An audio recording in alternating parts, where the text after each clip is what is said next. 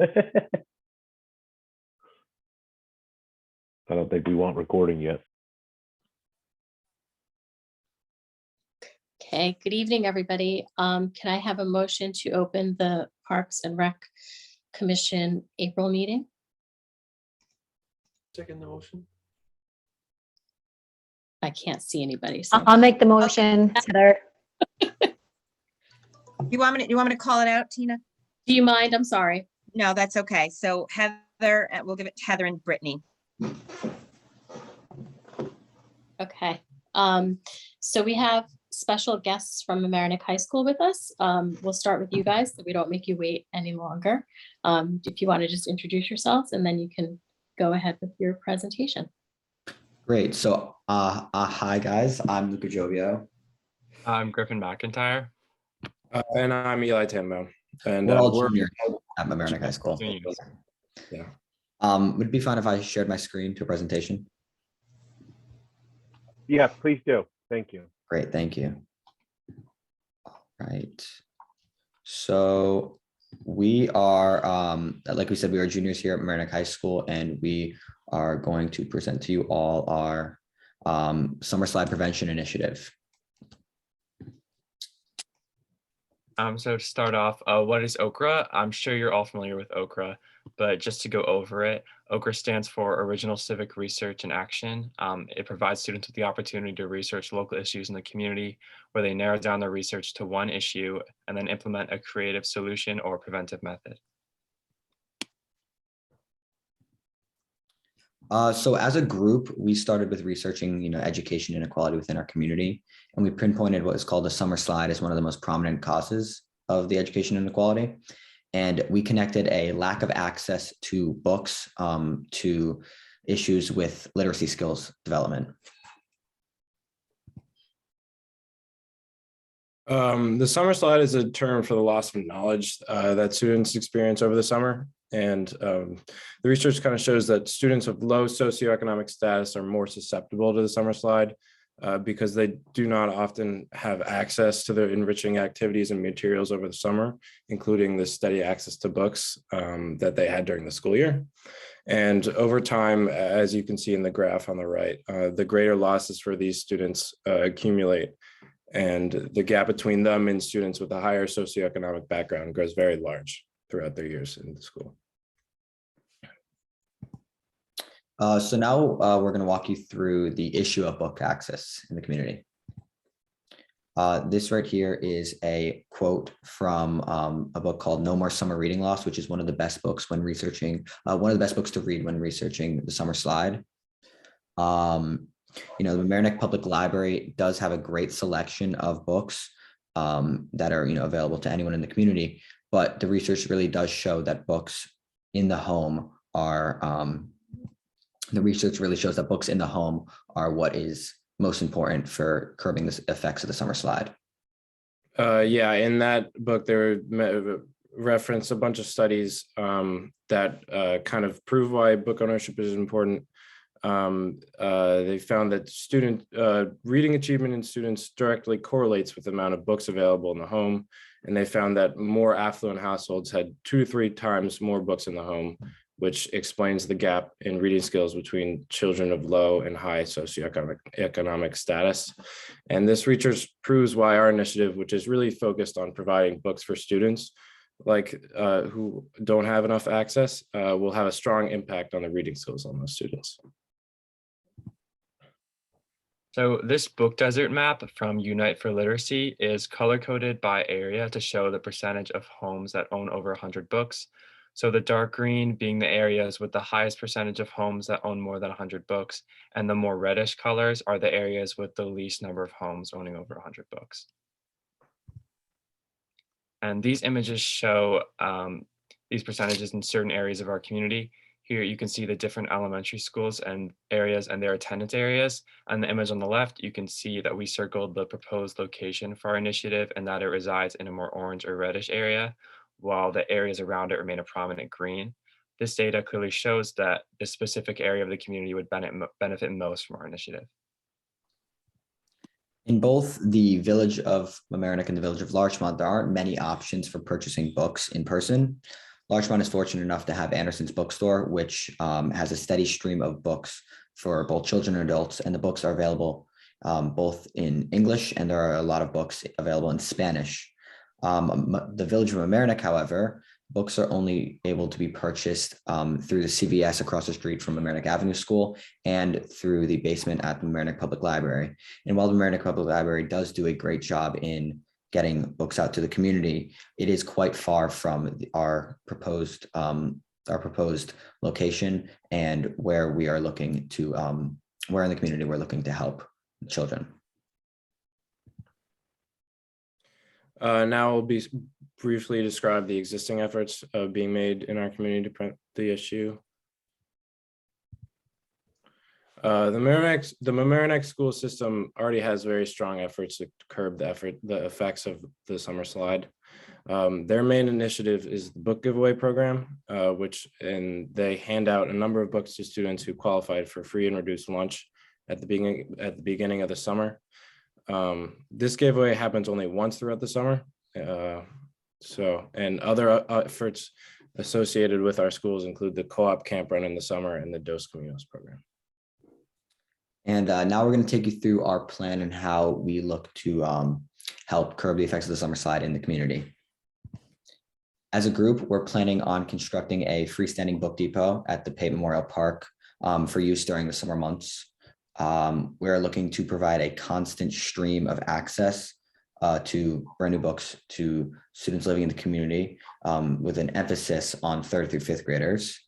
And we are also looking to conduct weekly group talks, group book talks, and book club discussions to further engage with students in the community and get them to use the book depot.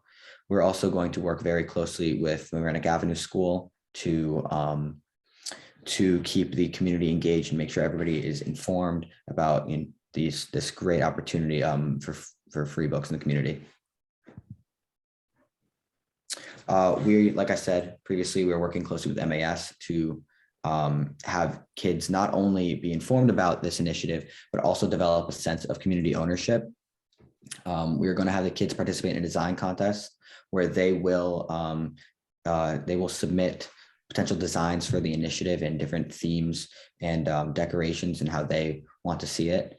We're also going to work closely with Mamaroneck Avenue School to publicize the kickoff event for the book depot, get a lot of families there and have a good kickoff event that really gets the word out about the initiative. And we're also going to work closely with Mamaroneck Avenue School to publicize these book club meetings during the summer and make sure that we're keeping all the kids engaged with the book depot.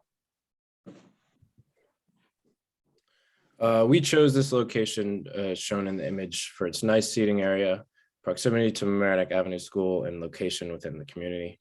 We initially considered placing it on MAS property, but decided on a public park near it because we wanted it to feel more like a part of the community and have the students and community members take ownership of it.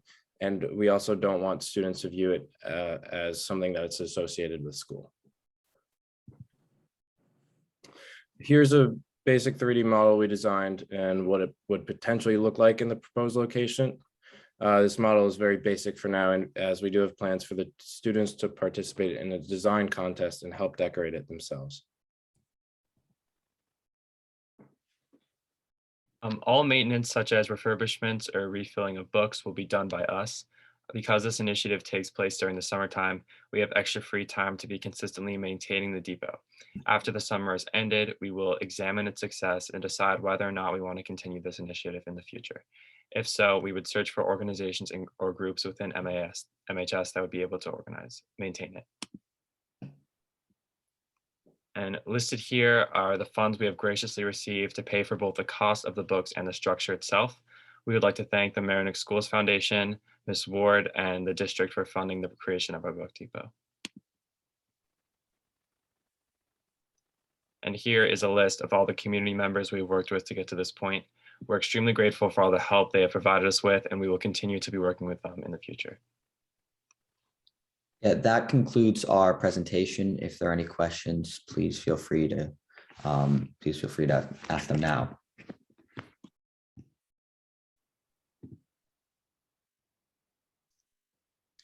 Yes, Mr. O'Connor. So You mentioned the summer months. I take it that would be between Memorial Day and Labor Day. Yeah, as of now, our kind of in our planning, we're looking to have the kickoff event be towards the end of the school year, around like June 20th, and we're looking to remove the library before the kids go back to school, right around the beginning of school again, maybe the September 10th through the 20th, sometime in that range. Mentioned that maintenance. I guess you guys going to visit the park. Was it once a week, once a month? We're going to visit. Get the books and kind of put some maintenance on it. Yeah, we're planning to visit, quite often. We don't live too far from it. And especially with the books, we want to make sure that the library stays stocked. So we want to make sure that we're there to keep it stocked and, of course, make sure the structure is clean and, in good shape. Yeah, definitely. We're going to have a lot of free time over this in order to go and keep it maintained. So. Oh, great. That's good. It's good to hear. And then the other thing too, as last question is, in Columbus Park, there's a book enclosure.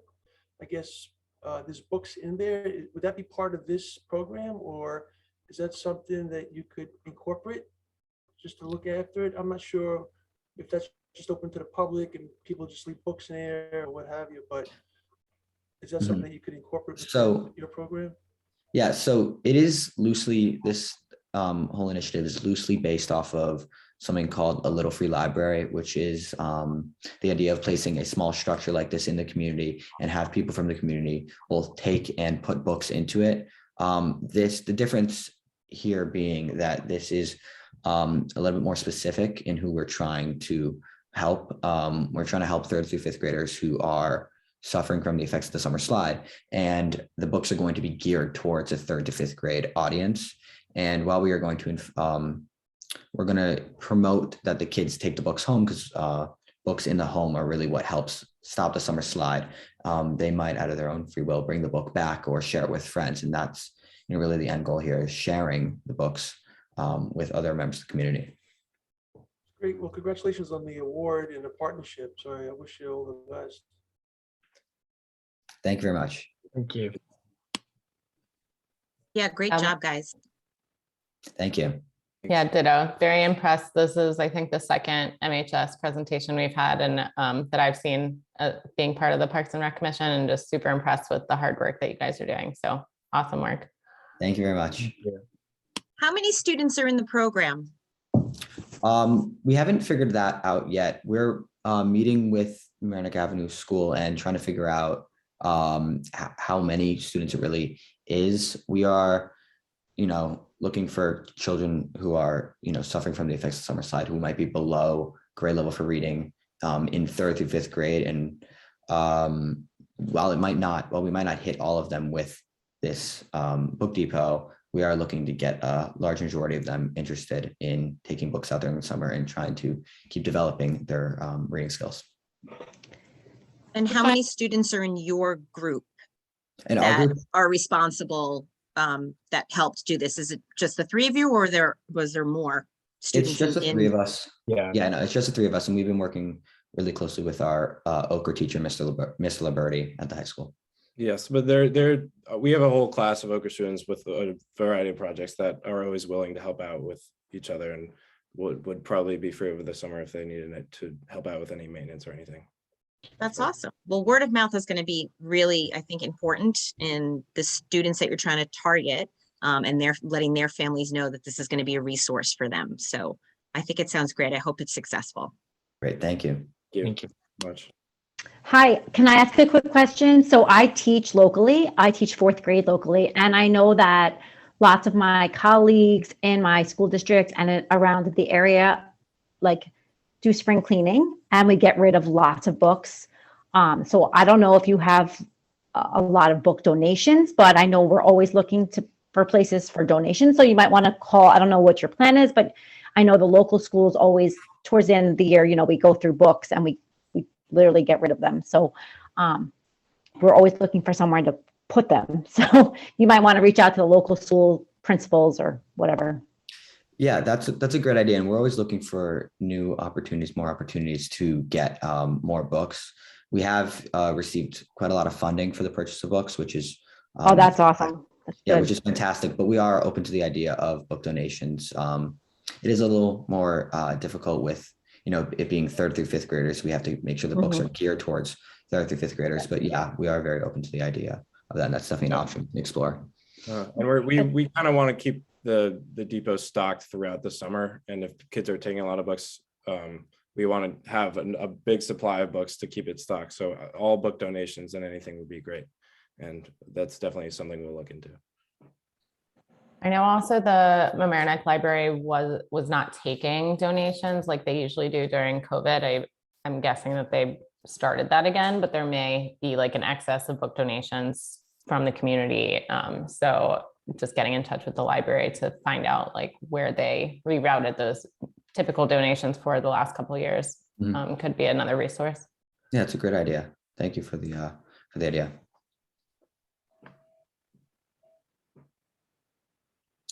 I think it's great what you guys are doing. My kids went to MAS, so I understand the problem there. And I love the part that you guys added about doing the book talks, because I know they always try to send books home, but I was always curious as to whether the children are actually reading them in the home. So I think that's a great way to make sure that it's happening, and that'll help even more. I wish you guys a lot of luck. Thank you very much. Thanks. Thanks for coming. Thank you. Thank you. Thank Thank you you for all. having us. All right, have a Thank good you. night. Bye. Have a great night. Bye. Another great project, right? Yeah, and very important. Okay, should we, let's approve the minutes from last month if everybody had a chance to read them? Did anybody have any comments or edits to make? Thank you. I'll get them in sooner one day. But now I have to get them in 72 hours before apparently, but I did. I got it in just under the wire. Just under the wire. And I it was just- 1 page shorter than last month. Come on, you got to give me props for yeah. that. You, but I'm like your name. Jason, all my technical stuff was okay as far as the lighting for Lanza and everything. I wasn't quite sure. And then I went back to the presentation material you sent just to make sure I had stuff right there. It was good. I read everything. It was, Okay. yeah, I would let you know if there was but it was all pretty spot on. Okay. Thank you. Okay, so can I have a motion to approve the minutes from the March 2022 meeting That's Brittany, and a second? Heather. Okay, no one's opposed, right? Everybody in favor? Aye. I can't vote, but I'm in favor. Hi. I Thank think you. we're good. Okay, should we go to Jefferson Avenue Park Playground Design update? Let me share my screen for Jeff. Hold on one second.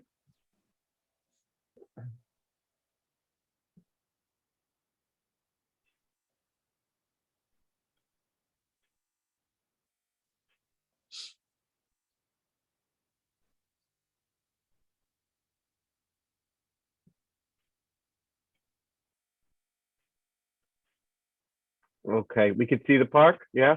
Is it small? I can't tell what it looks like on your end, so if I need to zoom in or. Yeah, it's good, Jay. Okay. Hold on, let me wait. go. Oh, wait, We're There back. we, Yeah. there Okay. we go, sorry. The mouse moved a little quick. Okay, go ahead, Jeff. So basically the design and the structure is the same. The only thing that didn't show in last time's pictures was the baby swings. They were in there, they just didn't put them in the drawing. So we adjusted the drawing, and we also connected the two spots to give a little less tripping hazard and a little more running room between the playground and the swings. So it's going to be one big area now. And that's basically it. Everything else is the same. It's ADA. We have a couple ramps, a couple slides. The fire engine is going to stay blue. I spoke with the fire department, and they're very excited with that design. So seems like everybody's on board, and you know, we're just working through the final kinks, and we're gonna put it all together soon. What do you think the timing is? We were being told from order we're looking at 8 months at a minimum to get equipment in. And Yeah, Jeff, so- those are the, Question. sorry. I Who's was just talking? gonna ask, based on this design, like where in relation to the playground stuff is Jefferson Avenue and Berry? Like, I'm just trying to imagine where this is all. So it's the same setbacks as the playground equipment now. Okay. So where the fire engine Mm-hmm. is basically where the step is to get on the little monkey bars over there. Gotcha. Okay, that's what I was thinking. Yeah, so it's not any closer to the fence. Okay, so It's are we turning the swings the other direction? Yeah, we're gonna turn the swings Gotcha, the other okay. direction. Okay, cool. And Jeff, the colors are blue and yellow, correct? Just like the drawing? Blue, yellow, gray, and lime green Okay. Where's the lime green? on the railings. Oh, okay. It's not Alright. like a lime green. It's like it's just like It a looks bright similar to yellowy the green. yellow. Yeah, okay. Yeah. It's not the same color as, do you know what Turtle Park looks like Yeah. in Larchmont? Is it Yeah. that color? No, it's a little more electric green. It's Okay. not. It's not the dull like mustardy like Turtle Park. That's No, how I don't explain it. like the color of Turtle Park, to be honest. I think that Yeah. when you have green in playground equipment, I think a lot of times it clashes with the natural green of your surroundings. Yeah. So I like the blue and yellow over, like, as opposed to any kind of green in there, just because it can look a little off next to Yeah, like no. green trees and the grass and. It's like a neon green, but it's more the yellow family. It's almost the exact color. If you look on the left hand of the tree, the little baby Yep. slide. Yep. It's literally that color. Okay, It's more, to me, it's highlighter yellow, but that's what my Yeah. eyes see. it does. They- It looks more like yellow to me. They call it electric green. But So yeah, And I have one other question. Is there, I'm looking at the number of benches that we have. yeah. And I know there's 2 picnic tables behind that tree. Mhm. But is there a way, because I feel like there's only 1 bench by the little kids set, and maybe there could be another bench on the opposite side across from it.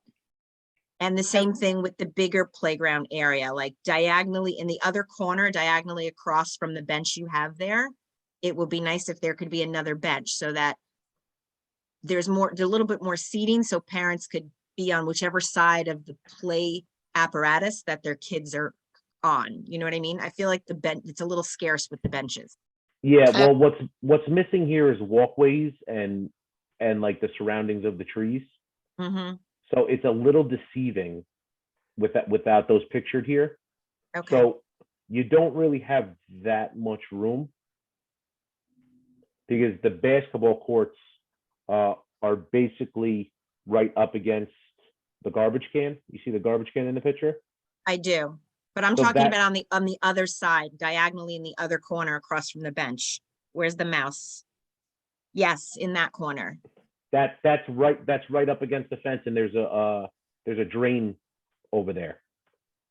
So there can't be a bench anywhere on that side, even more to the right of that or anything? No, because playground equipment needs a certain distance for safety, so you're not Okay. allowed to put anything within that distance. Okay. Just So a the thought. only place we might be able to add benches is near the tree, the tree between the 2 playground equipments. Yeah. Yeah, I mean, if it's possible, I would try to get another bench or 2 in there just because, I'm sure this is going to be a much more used park with the upgrade because it'll be attractive and people will want to go to it. Oh, it's a much more used park now. We need more Yeah. benches now. That's what I'm saying, like a couple more benches might not be a bad idea. Okay. I'm wondering if also, if we're gonna add more seating, if we could add more picnic tables.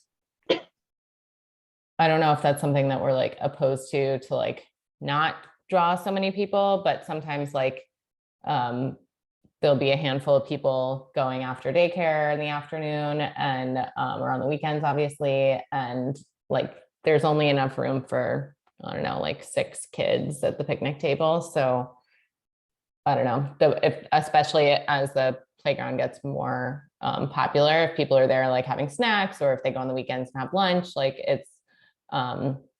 it gets crowded really quickly at the tables. So Yeah, if we're able to add more seating, it'd be awesome to have more tables as well. yeah, I'll take some measurements and play around with it and see what else we could fit in there without being intrusive to the equipment and walkways. Totally. And maybe in a different spot from where those two are also, so you have a little separation of space, if it's possible. Well, like I said, this picture is deceiving because it doesn't show the walkways and everything. Yeah, So right next to those picnic tables, there's a little space around the basketball hoop court. Mhm. And then that's as close as the picnic tables can go to the playground equipment. right. And then behind the basketball court is the grass area. And that's just totally too far away from the playground equipment to, Makes sense.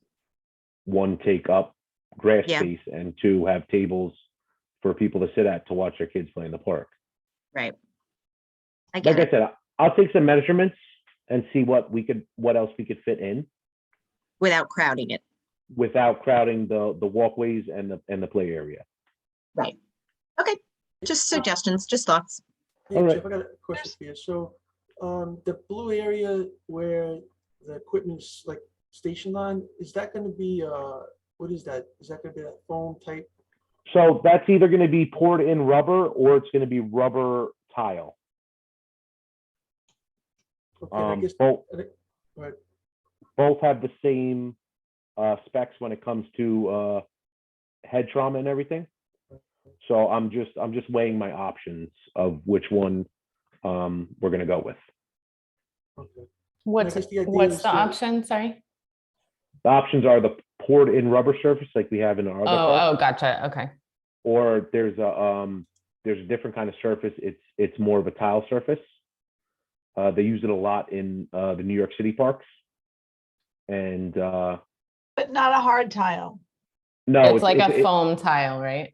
it's a rubber tile with these big 4-inch rubber legs underneath them, and it's a playground impact tile. They have them all over the place on the Lower East Side in the city. It's easier to repair. That's why we're considering it, because Jeff could pop tiles out and pop them back in, versus poured in place is a little bit more extensive of a job and expensive. So that's why we're trying to weigh the options of what will be best for maintenance. Right. What's the life expectancy on that type of surface? The poured in rubber is, after the first initial 5 years, as long as you maintain it, you should get to around 15 to 20. That's all weather dependent. That's all how much sun beats on it. There's a lot of factors in that. And then the rubber tile is basically the same, because it's basically the same material, just poured into a pre-made tile.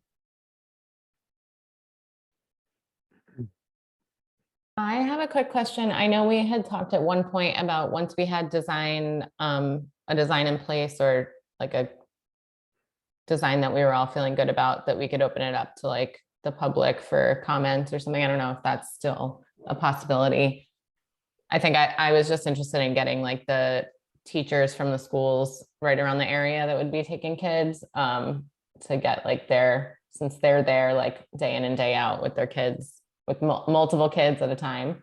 Just wanted to get their insight into like safety, or what they see the kids gravitating towards. Well, I don't believe it's open to public comments. I think it's just at our comment here. We're not going to bring this to the public and let the public decide what we're going to do in the park. I think it just stays with us and what we want to do with the park. Does that make Okay. sense? Yeah, we had just discussed the possibility in the past, so just wanted to double check Yeah, on that, so- but that's okay if that's not. So a lot a lot of things that me and Jason are trying to incorporate into the parks is ramps and being ADA compliant, because we have almost 0 parks that are ADA compliant right now. So with adding ramps and ADA compliancy, it really limits what additional equipment can be used in the park.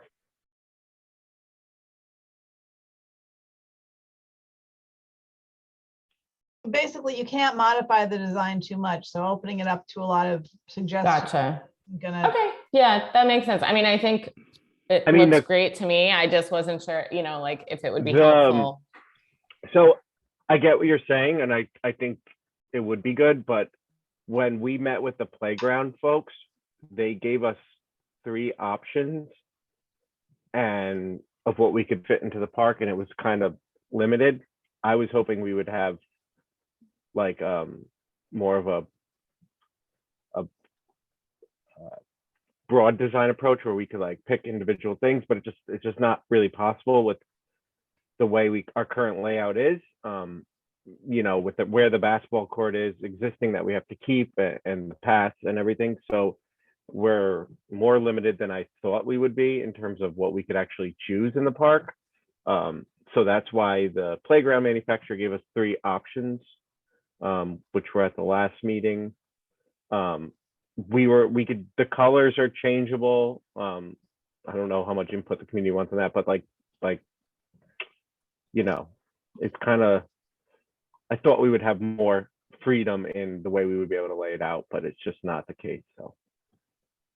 No, I know No, what Brittany's I saying, because understand. we had discussed it. Brittany, I remember as well, we had discussed potentially getting some public input, not to decide what was going there, but more just to get feedback or ideas of what they thought would work and what wouldn't. Not that they would have any decision-making power, but Brittany, I know exactly what you're saying, but I also fully understand that based on space and ADA compliancy, that our options are limited, and it isn't worth it because there really isn't much input you can get from them at this point. Like this ramp here, which was important to me, important to Jeff, and important to Jerry, took away our abilities to have more options in the design. Yeah. But the ramp is necessary. I mean, for inclusion. I also think even if you are not a person with disabilities, a ramp is great for little kids. There's no steps, they run up, it's like fun just going up and down. Like, so yeah, so this here, and same with what we're working on in Jefferson, we're also have the same issue with having to fit a ramp in and being able to, it just makes everything, I guess, you know, I'm not an engineer, but the way it has to be pitched, the angles and everything, so it just limits what we have based off our current facility. Cool. Yeah, that totally makes sense, and I understand, and I think that's great. One quick question that I had that I think we have at Harbor Island Park, and trying to think if there's one at Florence Park too, but like any kind of like rock climbing wall function. I don't know if that was an option at all, or like sometimes those are even freestanding, but. So if you look, see. yeah, on the side of these 2 slides. Okay. Sorry, I'm trying. That's good. I see it next to the big slide. Oh, and yeah. Okay. So there's like 3 separate like little rock climbing features. Cool. Yeah, even for the little ones. That's really cool. We wanted a rock wall, but that was we wanted a rock wall, so that was like a rock wall slide, so it's a little safer according to what the playground in terms of like the vertical, you know, like the incline. So it's kind of a slide and kind of a rock wall, right? Jay, we're talking about the 3 separate rock walls on the bigger piece. Oh, we're not talking at this? Okay, hold on. Well, I mean, it's good to call out both because it's important to both ages. So on the little kids ones, that darker blue slide looking thing is actually like a climbing feature. It's not a slide. Yeah, that's really cool. I've never seen that before, but that's. And then on the bigger kid section, it's like it's 3 separate panels, and each one has a different like climber piece to it. Very cool. Awesome. it's gonna be fun. I think it's great. I can't wait to see it. Hey, Jeff, a question for you. So I was walking around the park a few days ago. I noticed that the fencing, is the fencing going to be replaced or is that staying put as is? And what No, about the rocks around Barry Avenue Extension and Jefferson? There's all these big boulders that are just sitting there. Is that going to be cleaned up too? So the fencing is going to be changed. The walkways in the park are going to get changed. The boulders are going to stay. The boulders are for in case a car comes off of North Barry, it hits something instead of just going up a dirt ramp straight into a park. So it almost acts as like a guardrail barrier for the busyness of North Barry. So it kind of gives something solid for a car to hit before it goes freely into a park. Yeah, I take it that if a truck came over it, it'd probably roll over the boulders, right? So is there something other than the rocks that you could use as a perimeter around the playground? Because coming from a data center environment, a lot of government stuff has those big, cement blocks or pillars that the kind of stations, 6 feet, across from one another through the length of the avenues. So when something does hit it, it stops it dead. I'm throwing that out there just as a FYI. Yeah. Because if you get a truck in there, that's a truck route, accidents do happen. No, That I get fence what is you're gonna saying. break down. I mean, I could look at it and we could discuss it further. But as of right now, the rocks are going to stay. But everything else, the fencing, the walkways inside the park, that's all going to be changed to new. Okay, and there's a monument too, a little plaque. Is that staying? Is that going to be rededicated at some point, or how is that going to work? That's going to stay. Okay. Yeah. Yeah, I'm sure that was dedicated a long time ago, so we are not moving something that a prior. Yeah, we don't No, mess I with agree. old Lord. dedications. Maybe we just shine up the bronze a little bit, rededicate it. It was Dr. Haggerty, right? Yes, I believe so. Virginia Haggerty, yeah. Yep. She was a pediatrician.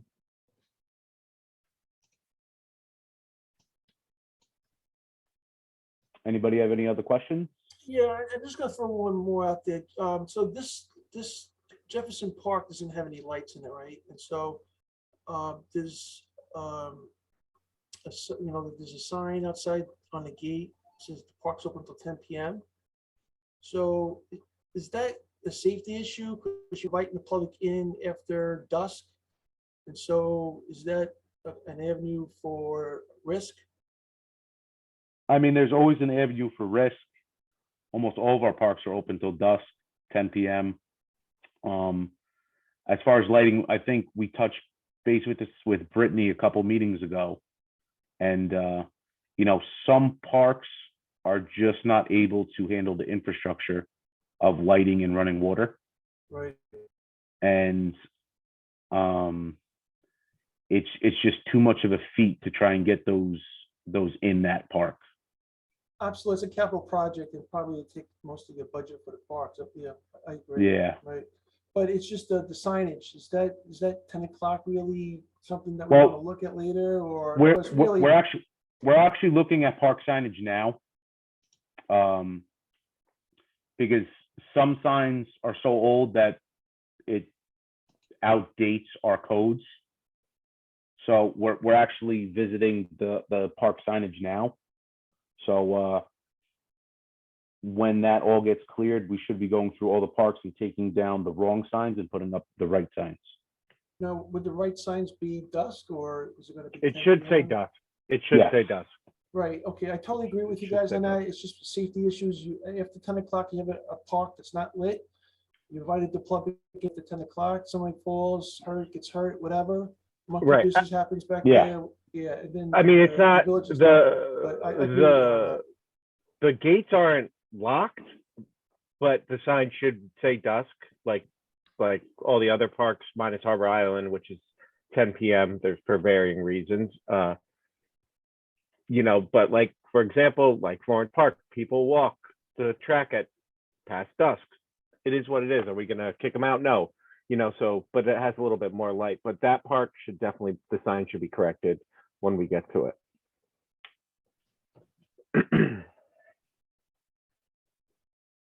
This is unrelated, so I don't want to take a lot of time on this, but I'm curious that intersection at Berry and Jefferson is not a four-way stop. I don't believe that we're the right group of people to talk to, but I wasn't sure who I should direct that question to, if it would be. Traffic committee, I think. Traffic committee. Okay, thank you. Brittany, I think they got a form too you could fill out. I remember, like you could fill out a comment and then they review it at the meeting. It's like a one-page form and it asks you your traffic questions. So Cool, I'll thank try you. to I'll try to locate it from you for you. Okay. Thank you so much, Jason. You're welcome. Ever resourceful.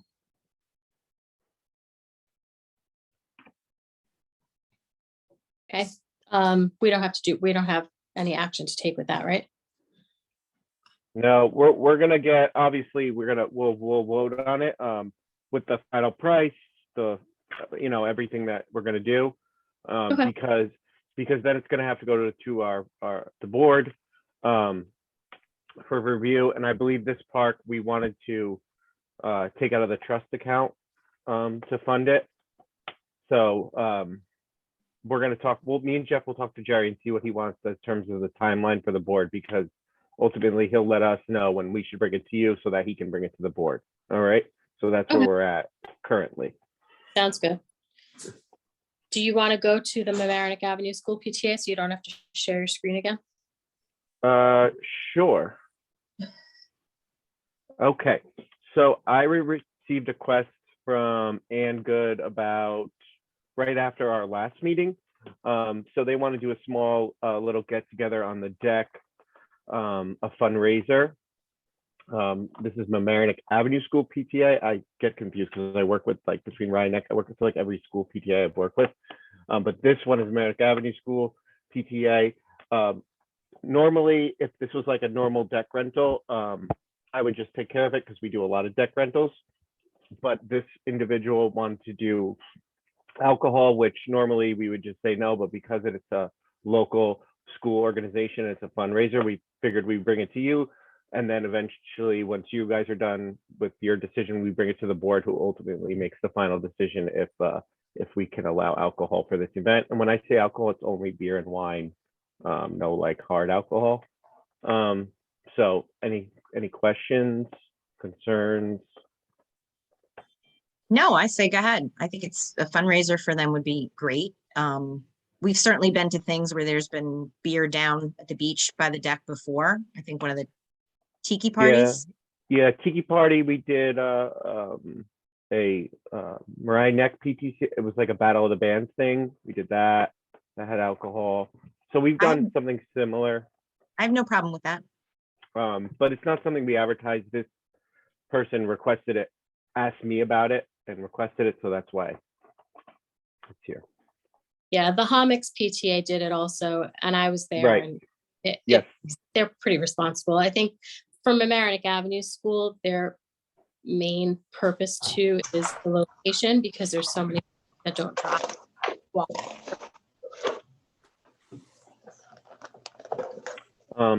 So if you have any questions, let me know. If not, Tino, just like to take a vote so that way I could write up a little thing for Dan Sarnoff so he could put it on for the board at their next work session. Sure. So I would like to make a motion to approve giving Jason the okay to allow the Maverick Avenue School PTA to serve alcohol at their event. Carrie, can you take the? Jason, can you unshare your screen so I can see everyone? Oh, sure. Here we go. Okay, so I'm making yes, and Yes. let's go, Tim. Let's give Tim props for this one.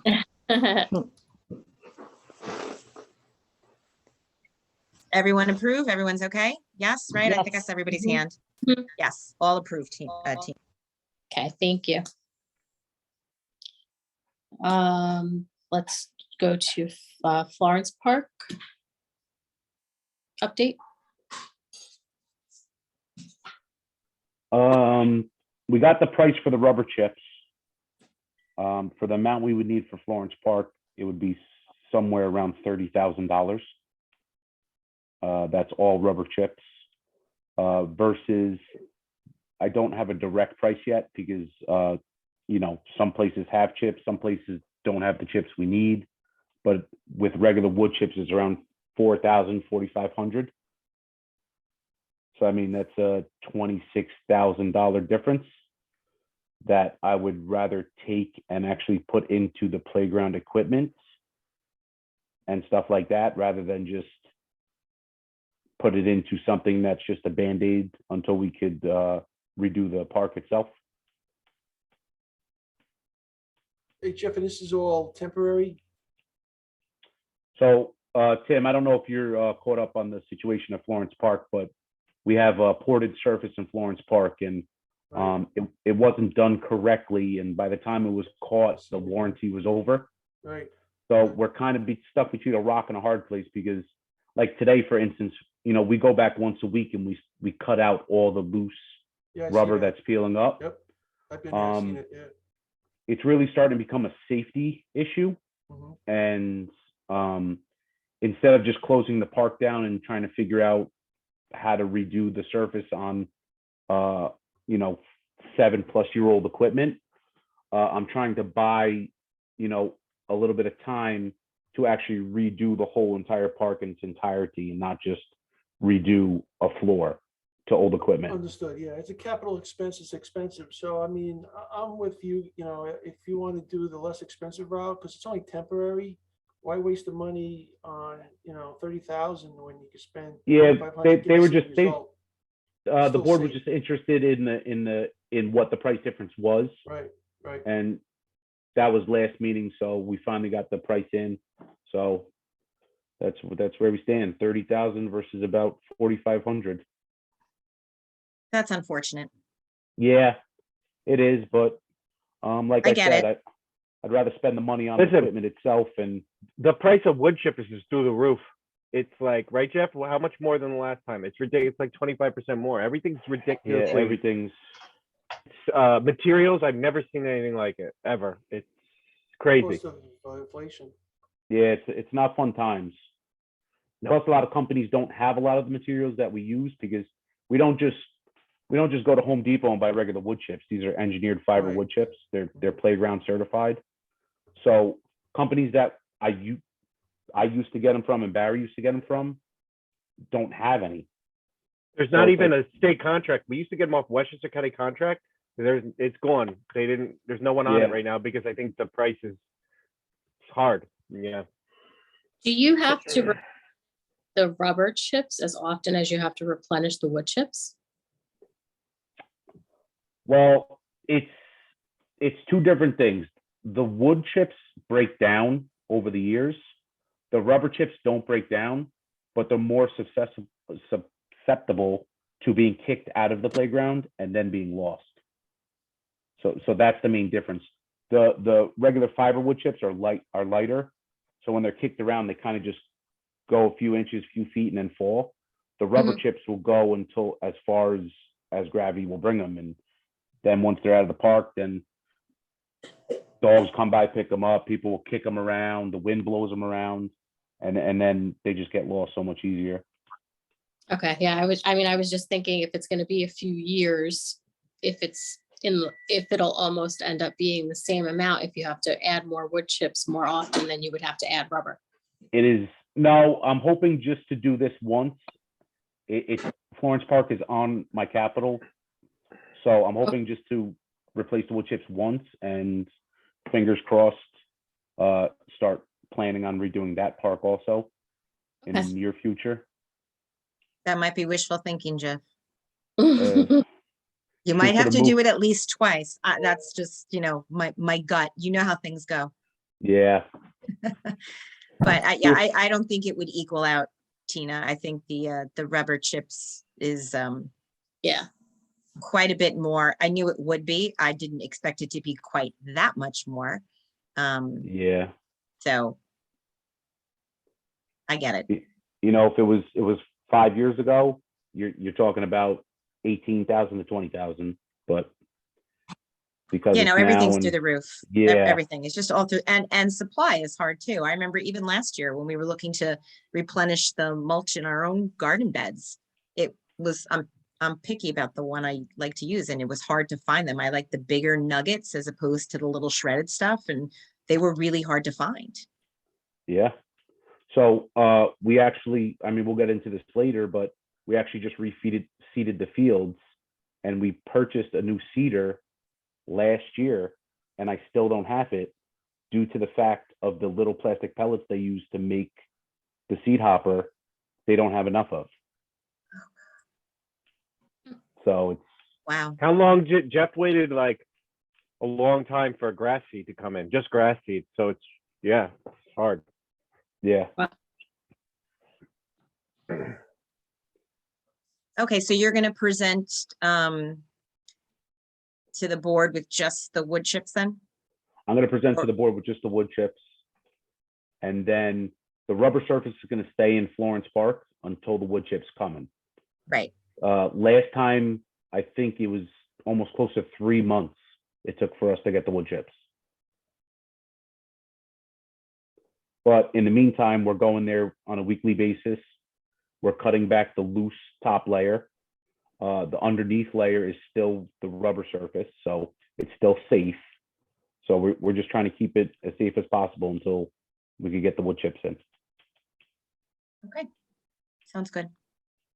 Thank you. Jason, you want to give an update on day camp? So day camp is pretty full. There's like a spot in few spots in kindergarten, like 2. There's 1 in pre-K. We have 305 registered campers. Last year we had 260. It was a smaller camp for obvious reasons. The county had some restrictions that we had to follow. This year, those restrictions on group size aren't as much, so we were able to take more counselors. So we're looking at like the average group size, about 36 kids, somewhere around there. Not all of the kids show up, so I try to take that as a buffer. So it's going to be a normal size camp this year. It sold out really quick. 92% of the camp is residents. I think there's only like 12 or something or so non-residents this year. So it's the demand is there, particularly for 3rd, 4th, 5th, 6th grades. Even 1st and 2nd went pretty quick this year, but those 8, 9, 10, 11, 12-year-old ages are really, really popular. So I'm happy with the way camps go. It's good to know that you have your registration set, so that way you can move on to planning, which is the biggest thing, supplies and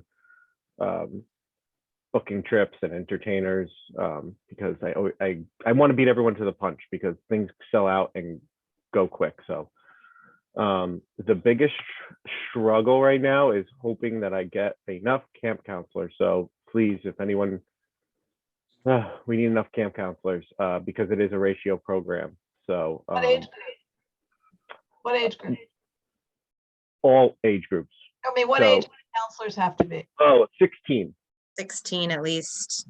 Yeah, that's like county-wide though. So like the municipality doesn't have a say. Like the municipality couldn't hire 15-year-old camp counselors because the county doesn't let you. So 16 is the minimum age for a camp counselor. Were you What's the able to, max number of campers, Jason, that you'll take this year? You said it's at um, 305 right now? I'm at 305 right now. I could probably take another 5, 6, maybe pushing it. Now, if I had, if I knew that I would get them more staff, I could expand it a little bit more. But depending on the ratio, you also have to make sure that you're not hiring a camp counselor for just for one child. And when I say one child, I'm not saying to watch one child. I'm saying so if you go over 40, so 40 you need 5 counselors. Go to 41, you need 6. Right, I get it. So you got to balance that. And the only reason I set the numbers where I am is based off how much staff I usually get, because we hire most of our applicants, depending, they're all kids, they're all local. And that's the pool we dip into. So it's a little slow this year, which is worrisome, but we'll see. We'll see how it goes. were you And- able to take any Sorry, scholarships? Tina. ahead. Did I get, what was it? Were you I- able to scholarship kids? Yeah, I think I have 10 kids on scholarship this year already. Nine right now on scholarship. Okay. So yeah, we have 9, mostly from Maverick Avenue School. I also received an email from a social worker at Rhinebeck who has a few kids, so I'm gonna see if I can take those. So I'm waiting on that list. Okay. All right. Jason, one other question. Do you know approximately I know you said it was 92% residents that were registered. Mm. Do you know the breakdown between Mamaroneck School District kids and Rhinebeck? Because that question comes up a lot where people are like, hey, looking for a camp to send my kids to, where are all the Rhinebeck kids? And I'm just curious because sometimes that so can be an issue. I don't have it off the top of my head, but we can do it based off address. We just have to go through, look at their address, look what district it is, and then calculate it manually, which we could do. I will say that majority of the kids are from Rhinebeck at our camp. It's very Rhinebeck heavy in terms of the population. Because you got the kids in the town that go to the town of Maverick camp. So we get a lot of Rhinebeck, a lot of MAS are Right. the 2 big schools. Visibly Even closer. the counselor population, I want to say, is more than half Rhinebeck kids, high school kids or Rhinebeck college kids. Okay. So yeah, our campus. I was just curious because my Yeah, kids haven't been there in um, several years. They've outgrown it now, but I just remember back then it was a nice chunk of Rhinebeck kids, but I think it was but I more can Mamaroneck calculate. heavy. We can calculate that and like give you a real answer based off what their registration address is. Okay, I was just curious. If I had to guess, just off the top of my head, I would say it's at least 60% Rhinebeck school district, but I'll calculate it. Okay, thanks. You're welcome. Anybody else have any questions? I think Heather Heather's the only one who has kids in the camp, right? I have an incoming 6th grader going. She's registered. Incoming, right? He was there last year, loved it. Yeah, it's good. Good. I'm And glad. my 14-year-old she's too old. Yeah, I know it's an age that's And hard. she's a good counselor. Very tricky age. That Yeah. is a very tricky age, yes. Especially for like not like I'm just programming wise, and yeah, it's hard. So Mhm. trying to like ideas and programs for them. Yeah, even when they're in 9th grade in camp, it's like, why don't you want to do any of this stuff? Kayaking and paddleboarding, like, like I wish I could do that, but yeah. Going to the village for lunch was a big hit last year, though. Oh, That's they love the village for lunch. That's the easiest thing I could possibly do, that Not you should high- do more often. Keep doing it because they just like getting out. They think they're too cool and they They want to think just they're like, too cool. they're too cool for camp. So you Mm-hmm. have to make them feel that they're cool, even though it's something as simple as just going to the avenue for Yeah. lunch. Yeah. Which even not cool people do. Cool people do it. Yeah. Everybody And it's does. cool because you're supporting the restaurants there too, so. Yeah. So we'll do that again. We also we did Smokehouse with them last year. So they'll go up there Yeah, and they they'll love do like that. Yep. the burger thing and I Garden think we catering, did- you got to do garden catering. They Yeah. all love garden catering. No, I'm talking about separate from that. We did like trips, like Smokehouse did like a burger thing, Yeah. like a Mhm. burger. I don't know, something. And they did. ABC Cakes did something. Yeah, That was then we fun. did like a cupcake wars at ABC Cake. So we try to Yeah, that was fun. incorporate. Yeah, we try to incorporate our local. It was nice when we had like Tino's Palette because they would go to paint, but that we don't have that anymore. So yeah. Yeah. But yeah, we're trying all sorts of fun things and also try to bring more cool people in to the park to do You stuff. had So, Maid there too, I think. Maid was pretty Yeah. good. we had made, they did canvases, I think the older kids, which actually came out really nice. Can you get and I- like the yoga place to come down and do stuff with them? Say that again, I missed. Can you get the yoga place to come down? The Yeah. yoga? So I can get the yoga instructor anytime. I've tried yoga, I've tried volleyball Yeah, okay. instructor, and it's like, mostly. I know. Mostly the girls do the yoga and the boys are like, no, I'm not doing it. And like, Same with like I'll bring in a volleyball instructor, and yeah, it's very hard. So that's why we try It's to do very it, like, hard. we try to like break off in groups and like give them options, like who wants to do this, who wants to do that, and as long as we have a counselor watching them, it's good. So Your Yeah. imitation you. of the boys' response is spot I on, by the way. don't want to do it. Yeah, Having two boys, I know I exactly see it how. all the time. I don't wanna do it. Yeah. Guys, So- How about does Kyle do anything with them? Yeah, Like, the younger kids go to marine education. oh, okay. I could send the older kids there, but you know, No, we tried no, seining. they don't want that. Yeah, we Mhm. tried seining with them, and yeah, Because that's fun. Seining's Um, fun.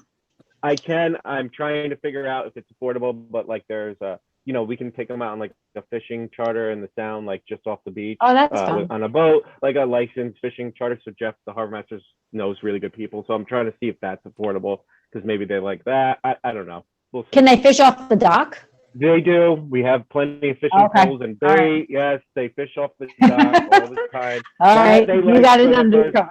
Like first 10 30 minutes. minutes, and then it's like, you know, so a million and one Thank you. activities. The Gaga pit was good. They like that. Oh, yeah, that's big. They Yep. like that. So that was a big hit. So we'll try a million and one things. Something. Okay, thank Things will you. work. You- You're It was successful. They loved it. All right, thanks so much. Good. I'm glad. Thanks.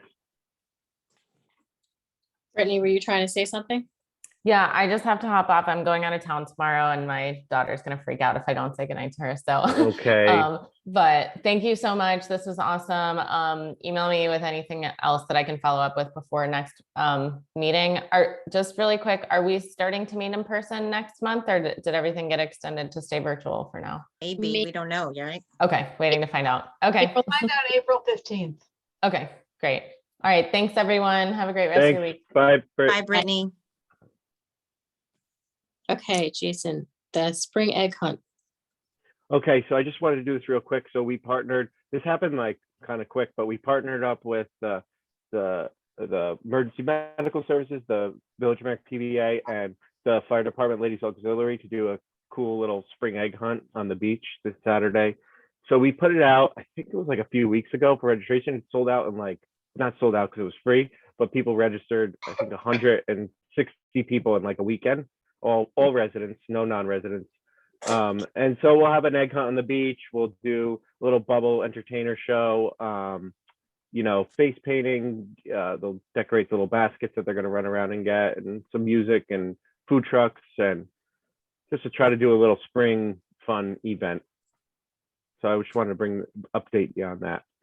Is I it sold? love it. So that will be our first of the year, our first event of the year. So And it's full now, right? You said? yeah, it's full. Yeah, I wish we could just say like some events we do, it's just like an open event you can go, but we had to buy stuff, and like between the, you know, we have a limited budget, and so we had to like cap it at like 160 kids. Now that means parents will be, not including parents, 160 kids registered, and I think they're all between like 1 and like 9 or 10 years old, majority of them. Yeah, so Going to go very quickly. I can tell you that when my boys were little, we used to go to the free egg hunt at the Osborne. We did that too. And when I Yep. tell you, like, you could see all the eggs all just lying all over the grass, and everybody Yeah. was in like this big circle around it. And as soon as it said go, it was like whoosh, and So the eggs were I'm gone gonna- like that. So we thought of that. We're gonna try to do like the little group as their own, and then do the like slightly older group as their own. So like try to cordon off an area, and then Separate them. yeah, because we figured we didn't want like a stampede or like, you know, because parents are gonna be with the little ones. They got to get them out there. So we're trying to do like the small kids first, and then we'll try to do the older ones. We bought 2,000 eggs. So basically it's on the beach. They're gonna be, you know, we'll dig a little bit. They'll be sticking out the top, and they'll run around and grab the eggs off the sand, and yeah. Oh, it'll So be you're great. going to bury 2,000 eggs? Good for you. Yeah, we're not like burying them. We're just gonna kind of like put a little shovel, Push and them in we a have little bit. volunteers. Yeah, we have like the PBA and a lot of volunteers that are gonna come and help us. So yeah. We'll be down there. We registered. So thanks. Yeah. What groups did you say are partnering with this? It's the EMS. EMS, the PBA, the police PBA, and the Village Maverick Fire Department Ladies Auxiliary Group, Nice. which I think, and maybe you guys who've been living here a long time, I believe they used to do an egg hunt with the EMS back in the day, like years ago. But since I've been here, we haven't done it. So Nice idea. yeah, should be fun. Okay, parks update. Since the last meeting, we've spread just over 30 yards of topsoil just in Harbor Island, trying to fix all the divots and holes and places where trees fell. We successfully seeded and fertilized our first fields ever in-house yesterday. So that was a big accomplishment for us. Fingers crossed, we knocked it out of the park and it looks like the PGA golf course out there pretty soon.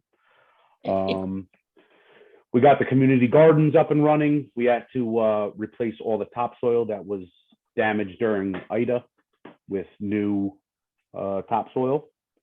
We're still doing garbage every day. Garbage is picked up. All of our seasonal cans are back out there. And we're really just getting ready for the warm weather to break. We're doing cleanups. We're doing some replacement benches. We actually took some benches we had. We fixed them up. We utilized them in other parks where the benches were rotted out or rusted. And we're refurbishing some picnic tables now to go out in Harbor Island. So we had a couple more picnic tables out there. And yeah, that's basically it. Just a lot of maintenance and a lot of upkeep. Which field did you do? We did Croce Field. It's the one between Getz and Gromberg, behind the sewer treatment plant. Mhm. So we did that field, and then when weather breaks, we're going to be doing the outfield of Lanza Field towards the beach, near the beach. Awesome. Any update on the lights? for Okay, Lanza? so the lights, everything has been provided to Musco. So the tricky thing is, I think we're gonna have to wait till November because I don't want to cancel any sports or youth or adult sports. And it's since the fields opened Monday, it's literally 7 days per week, nonstop. So what we're gonna do, because the lights take 6 to 8 weeks once they physically order them. They're made in the United States in Iowa, I believe. Our representative will order them and time it so that way as soon as the fall sports are over, we can get those lights in before the ground freezes, and we'll have them ready for next spring. So they take So 6 to 8 weeks to come in once you order them.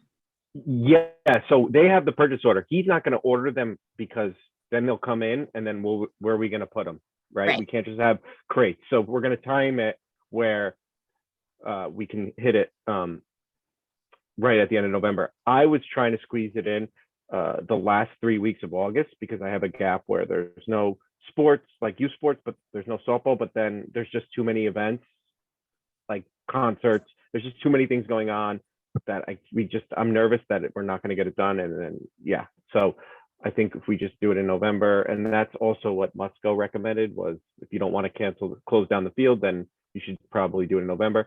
The project will take about 2 weeks from start to finish. So it's not like a crazy long time. And the other thing is they are professionals. They're really good at what they do. They do all major places, but I think they also felt like it was best to do it in the November, so that way Jeff can repair anything that needs to be repaired in the spring before the spring season in terms of the turf itself, which shouldn't be too bad. Okay, sounds good. Makes sense. The other thing is Jerry wanted me to mention, me and Jeff spoke with him the other day when we were out in the fields. So he received some information on the county, from the county, about the county pier. So it looks like the county was waiting on the DEC,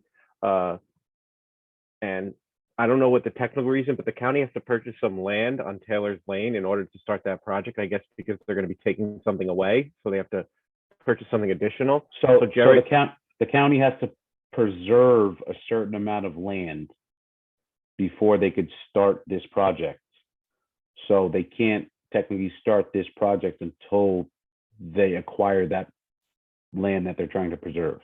so apparently they're in contract with some sort of estate near Taylor's Lane, like a $1.5 million piece of land that they're going to buy, and that will be preserved. And then the state will let them do that work, which Jerry says, what, May 1st, he's hoping? We're hoping that everything goes well and they're breaking ground May 1st. That's what we're told for now, but we're not positive. But that was the holdup, because me and Jeff were wondering too, because we met with them, I want to say like almost like 9-10 months ago or something, or like a real long time ago. We haven't heard of, it's been silent since then. We're like, what is the holdup here? Because they had contractors, they had everything lined up, and apparently this is what Jerry was informed of. So that's the most recent update on the county pier. So Well, the county has to buy a piece of land that they will then preserve, meaning nothing can be built on it, Correct. before the county can begin work on restoring the pier. Correct. And we're hoping that will start and May 1st, the work will start May 1st, or everything Or that they this, need to at do least will the be wrapped up. staging will start, like they'll start getting everything in place. That's what Jerry said. Now, I haven't heard that from the county. I'm just, relaying the message. So, Okay. so they pulled the permit already to start the work on the pier. So they wouldn't pull the permit unless they were close to being ready to go. The county, they pulled the Yes. permit. Yes. How is that going to affect like parking in the harbor and the kids that are in the park and playing on the soccer fields and baseball and all that? The staging area is going to be set up on the side of my building in the West Basin. They're not going to pass that big oak tree, and then you have the light for the Lands of Field lights. They're not going to pass a certain point there. So Okay. It'll be fenced, Tina? It's going to be fenced in. No one's going to be able to get in there. There's going to be enough room between the fields and the fence where nothing else will be infected. The only thing that's going to be affected is there's going to be some noise pollution, which we really can't help. Construction noise. Yeah. Yeah. They're only allowed to do a certain diggings at certain times because of the certain kind of fish in the water at a certain time of year. So it's a whole mix up. Yeah, I'm still trying to figure out, like, in terms of public information, because I worry about, making sure everyone's aware of what's going on. So I have so many questions. So we'll see when we hear a little bit more, because inevitably we're going to have to let people know, beach goers and sports users. I don't think it's going to affect our field permits, but more like if you come to the beach, you want to hear a jackhammer, right? So I think it's Yeah. just all right. People like at the beach are going to complain about the noise for sure, Right, so we especially if it's a surprise. Right. So as of now, I'm not sure. So we'll see, and we'll keep you updated as I have more information. But that's the latest I heard from Jerry. Okay. Tina, there's the not- staging area was where we were looking, one of the spots we were looking at, the dog park. And that's why we didn't want to go there, because we didn't want to wait for all this county pier to happen. Correct. which That's exactly is where sad, because I still think that's the better spot, honestly, but I was That's- more worried trucks driving in and out, but they should just be there and that's it.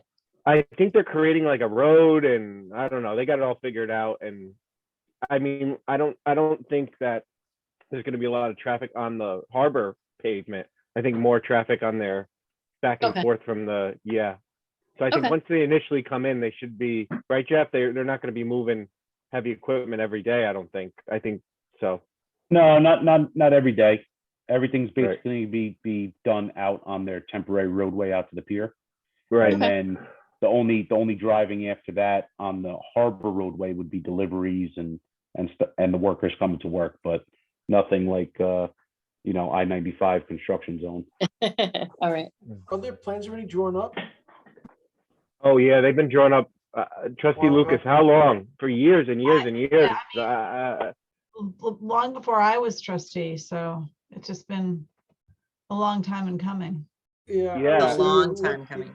Yeah, so I guess, is there gonna be, at some point, we're gonna let the public know, and is that gonna be a link off the website and all that good stuff, so? Oh, yeah, so this is, this will be noticed and all that. I don't have any other, we don't have information. I'm just trying, Jerry just wanted me to provide that with Right, you okay. when he met with him the other day. But yeah, I'm sure the Village Robert will have a whole thing. Obviously, I'll notify the park goers, but in terms of village messaging, yeah, we'll have a I mean, whole thing up there. they've thought it would start previously, and these hiccups keep coming. So These you know, hiccups keep coming. once there's a real start date, the village, I mean, I'm sure it'll be on the village website, and Robert and Gina will blast it out. And what's happening before that is paving the parking lot. That's going to be Right. So that was my last thing. And so April 18th. So the village approved, I think we sent out an email, but the village approved repave or some curb repair and repave of Harbor Island. The board approved that. So that's going to start on April 18th. And we had a quick email conversation with the contractor and DPW, and they're going to do it in stages so that way people can still use and access the parking spots, but as needed, and close the west, and then the east will be open, or vice versa. And that should be completed by mid-May, which is great because that paving really needed to be done. It's got a lot of holes and potholes and craters. So it's going to really give the park a great facelift. So that's a contract. It's been almost 30 years. Okay, that Tina, I missed your question. A contractor's coming in to do that? Yeah, paving. The village is paving. Morano, the person who does the streets, Morano Oh, okay. Brothers Construction, is the one who's going to do it. And so they're going to start off. They're not going to just start milling and paving right away. They're going to do curb repair for probably 6 days, and then they'll go into milling and then the repaving. So, but we'll send out notices. I just don't know, other than what I sent out, I just don't know like how much more, like West Basin will be closed on May 1st from 5 to 9 p.m. Like I don't have that detail yet, so I'm sure we'll get that when they begin. Okay.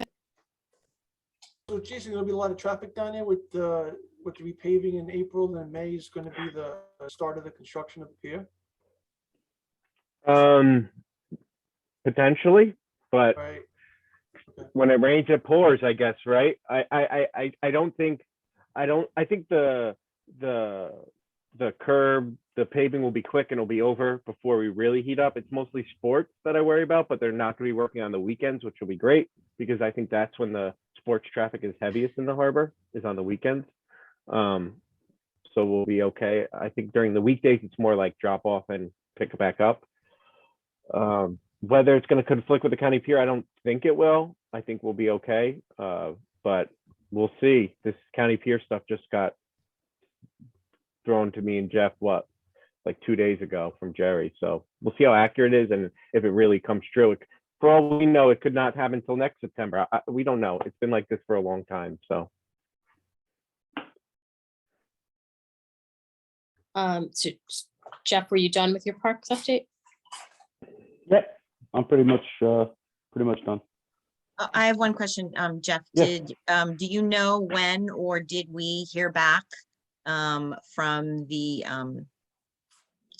whoever you sent the plans to about the dog park? So That the harbor, the HTMZ? Yeah, we didn't hear back yet. That I spoke to Dan about that maybe a couple days after our last meeting.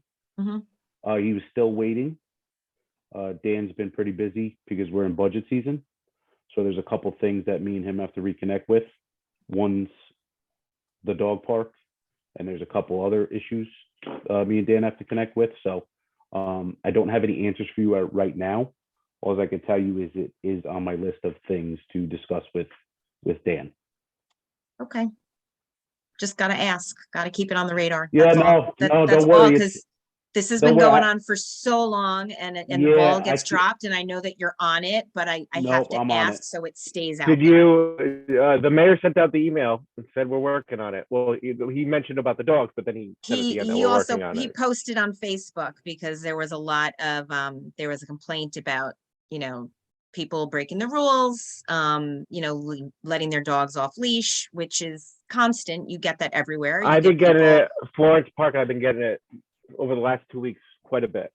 Florence Park, Phone- people bring their dogs to Florence Park on a regular basis, and people posted on Facebook showing their dogs off leash at Florence Park. People, that's just, there are a lot of people around that park with dogs, and for as many people around that park with dogs who want to use the park with their dogs, there are people who don't want the park used by dogs. So it's hard to control, because people just feel like I live here and it's close and it's easy and I have nowhere else to go. And so that's kind of, I think, how it kind of spirals. But as far as down at the harbor goes, yeah, it's kind of like, and picking up after your dog, there's just no excuse for it. It's It's a mess. infuriating to dog owners like myself Florence Park, who pick we've up gotten after their complaints. dog. We gotten complaints about the dog poop, the dogs off leash, arguments, dog owners getting in an argument with a non-dog owner over the poop, and yeah, It's frustrating. it's frustrating and it's hard. It's like you're fighting a losing battle, or You it's like are. you I mean, can't like, win. and I even can't win. I can't. Yeah. Tom even, I mean, he posted about, a loose dog coming up to him that, was not, appeared to not be the nicest dog. And, one thing that's infuriating that a lot of dog owners do, like if their dog is loose and comes running towards you, or maybe you and your dog, and they go, oh, he's fine, don't worry, he's friendly. The problem with that is you don't know who your dog is approaching. You don't know if that person is petrified of dogs. You don't know if maybe the dog they have, maybe their dog isn't friendly. So your dog comes out them, and that could be a catastrophe. And I just don't understand why people don't understand that. Like, yeah, your dog might be friendly, but you don't know who your dog is approaching when they're off leash. There's a leash law Yeah. for a reason, like for so many Yeah. reasons. So All hopefully, right, Carrie, Jason could contest to this, but in my office, I have a big whiteboard, and I'm a list guy, and when things get done, they get crossed off the list. And you could ask Jason that the dog park is still at the top of the list. my husband's a So, list guy, Jeff. Yeah, So I it's- get list people. it's not forgotten. It's just we were battling with the IDA stuff, and now we're in the budget stuff. So there's some stuff that we all have to catch up on. And I get it. You've just also trust me, it's not forgotten. we'll say even if we did have a dog park, I still think that's still going to be regardless of a dog park. You know what I mean? I still think Florence Park is going to be an issue. Oh, I just it think will. it's hard. It's a tough situation there. It absolutely will. People are going to let their yeah. dog off wherever they are. And that's, either they're going to have to be fined or caught or whatever have you. They're going to, as long as they're not caught, they're going to keep doing it. And that's what it is. You get that everywhere. We're not special. Like, And Maverick's clean not up the special. waste. Clean up the waste. Kids play there. It's like, oh, frustrating. Like that. You just clean up your dog waste. Oh, then you get the That's like- people that bag it and then chuck it somewhere. They don't Yeah, take it with in the them, woods. or they'll drop it in somebody else's garbage or put it on their curb. And like, you went to the trouble of picking it up, bring it home, throw it out in your Yeah. garbage. Like, it's mind boggling. very frustrating. Hey, Jason, is it worth hiring somebody, during seasonal to kind of get the word out? So we not have park enforcer or- rangers. but- We have park rangers through the police department that are supposed to be enforcing the park codes, and they're Right. on in evenings. We have in our budget a stipend for individuals in the parks department to enforce the dog code, meaning they can write a ticket. Those, meaning Jeff's employees that have that ability, when they're out, they will tell people. As the weather gets warmer, I believe Jeff might be doing what he did last year, meaning he has a guy that works a little bit later that's on that stipend that will patrol the harbor and other parks to try to relieve that problem and inform and educate folks. So we do have staff out there quite a bit, informing people, but it's not easy when they tell you to scram and do it anyway and come back. And So it's hard. And it's Maybe they not- need to start writing tickets. But it's Like not- maybe that will convince them to just warn them and just tell them, hey, leash your dog, or hey, put your cigarette out. Maybe that's just not enough anymore. It's not They everybody actually need who to can be write the fined. ticket, though. It's not everybody who can write the ticket, not all Yeah, the, not everybody. I think there's two employees that can write the ticket. plus the code Do enforcement, they? plus code enforcement officials. Do they ever write tickets? I'm under the impression that Um, they don't really, that they really just warn people and, ask them to move I- on. I don't. Many tickets are written for that particular offense. Yeah, but it would be the same for smoking in a park. It's more of a educational opportunity. But I agree with you that if you have repeat offenders, there should be some sort of consequence to the There should. action. Yeah. I mean, Yeah, you can absolutely, see cigarette butts absolutely. littered all around the benches, like, so Yeah. people aren't We got listening. Jeff got that complaint as well about the cigarette butts all over the benches. Yeah. It's and I saw them when they picked it up. There had to be like 300 cigarette butts. It was ridiculous. I've never sad. seen anything like 300 in that bench. I'm like, what? That's Yeah. why it is probably like the same people going to the same spot, and that's like their spot. I don't know, but it's sad that people don't want to take care of the community they live in and litter it with cigarette butts and dog poop and garbage and everything else. It's just sad. Could always So- move the Yeah. bench, right? Move the benches around, right, Jeff? You That's have, an idea. Move the bench. you have an attendee with a hand up, Okay. a guest, Glenn. Is he talking? No, he just raised his hand. Oh. You have to, oh, I guess I can do it, can't I? Okay, here we go. Got it. Jason, how are you doing, committee? Hello, Oh. Glenn. How are you? Good. One thing that they did in the town of Maverick is if you go over by the Brookside, they actually have stations where you can get the doggy poop bag and also drop off the remains right in these stations. They have one like every 2 blocks, along where the brook runs up above the duck pond. So that's another big dog walk area. And what basically what they did was they just have stations where you can get a plastic bag, and when you're done in the bottom, you can dispose of the dog poop. And I'm sure you could also do something similar. The harbor is supposed to have some kind of a container for cigarette butts, but I don't think there's any place for anybody to dispose it. So at the very least, you can have something where they can just dispose of what the biggest problem is. As for writing tickets, they don't write the tickets. You have very limited who are authorized. In most cases, somebody gets a warning, and if they follow the warning, that's about it. The police have no desire to go running to where the basin is at the harbor when somebody's away from the kids. They mostly tell me is they try to make sure there's no smoking by where the kids are playing, or where the softball is taking place, but they're not going to really go chase dogs or chase people if they're walking around the large basin of the harbor. But you do have the option of the doggy stations. If anybody wants to go check them out, just go just above where the duck pond is, and just like little green stations. In the top they have the plastic bags, and in the bottom they have a slot that you can put the refuge in. Thank you. So, I'll very quickly just reply to what Glenn said. I understand, I appreciate his comments. A receptacle for cigarette butts in the park, there shouldn't be a receptacle for cigarette butts because there's no smoking allowed in the parks. So there shouldn't be a Right. need for a receptacle. People just shouldn't be smoking there. And as far as the doggy poop bag stations, I think those are fantastic, but I'm going to guess that the people that actually use the doggy poop bag stations are the person who inadvertently forgot a poop bag or an extra poop bag, and they're the people that are picking up their dog's poop anyway.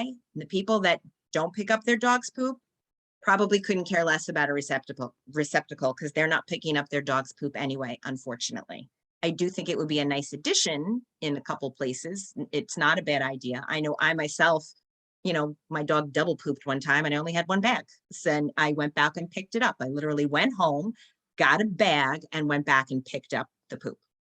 But that's, not a lot of people are going to do that. And so the people that aren't picking up their dog's poop aren't looking for a dog poop receptacle, in my opinion. But I do like the idea of having them for those people that do need them and use them.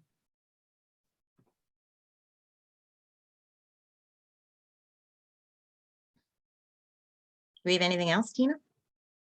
No, I was just gonna see if Jason had anything left on the recreation update. Nice, that's everything really. I mean, camp and events and planning and yeah, I'm working with the Arts Council on a couple different things, which we'll bring to you when we have like definitive plans. The Arts Council is working on.